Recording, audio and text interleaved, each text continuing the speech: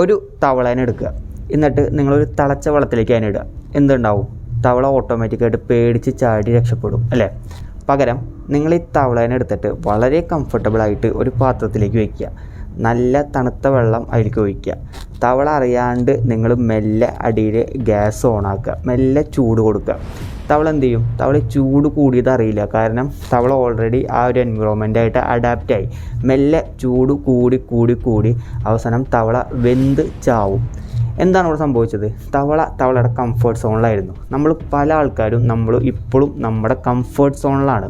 എന്തുണ്ടാവും? നമ്മൾ ഈ കംഫർട്ട് സോൺ ബ്രേക്ക് ചെയ്യാത്തോടത്തോളം നമ്മൾ ഇത് പിടിച്ച് പോയി eventually we will die out. അപ്പോൾ നമ്മൾ ചോദിക്കും, എല്ലാവരും മരിക്കണില്ല എന്ന്. പല ആൾക്കാരും ജീവിക്കണു എന്നേ ഉള്ളൂ, ഉള്ളിൽ അവർ മരിച്ചവരാണ്. ഇതൊരു മോട്ടിവേഷനായിട്ടൊന്നും എടുക്കരുത്. അതൊരു തിയറിയാണ്. ഈ തിയറിയുടെ പേരാണ് ദി ബോയിലിംഗ് ഫ്രോഗ് തിയറി, അല്ലെങ്കിൽ ദി ബോയിലിംഗ് ഫ്രോഗ് സിൻഡ്രോം എന്നൊക്കെ പറയും.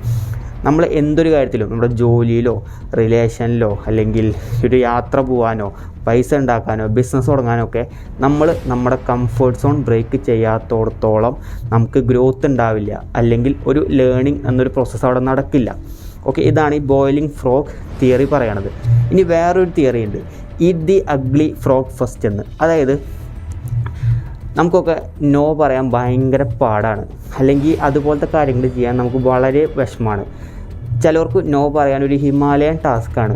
അപ്പോൾ ആദ്യം നമ്മൾ എന്ത് ചെയ്യണം? നമുക്ക് ഏറ്റവും ബുദ്ധിമുട്ടുള്ള ടാസ്ക് ചെയ്യുക.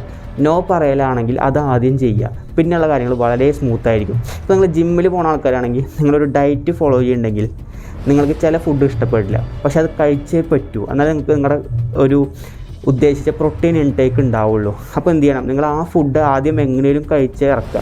ബാക്കിയുള്ള ഫുഡ് കഴിക്കൽ വളരെ സിമ്പിളായിരിക്കും. അതാണ് eat the ugly frog first എന്നൊരു തിയറി പറയണത്. ഈ രണ്ട് തിയറിയും നിങ്ങളൊരു മോട്ടിവേഷനായിട്ടൊന്നും എടുക്കരുത്, ജസ്റ്റ് തിയറീസ് ഞാൻ പരിചയപ്പെടുത്തിയെന്ന് മാത്രം.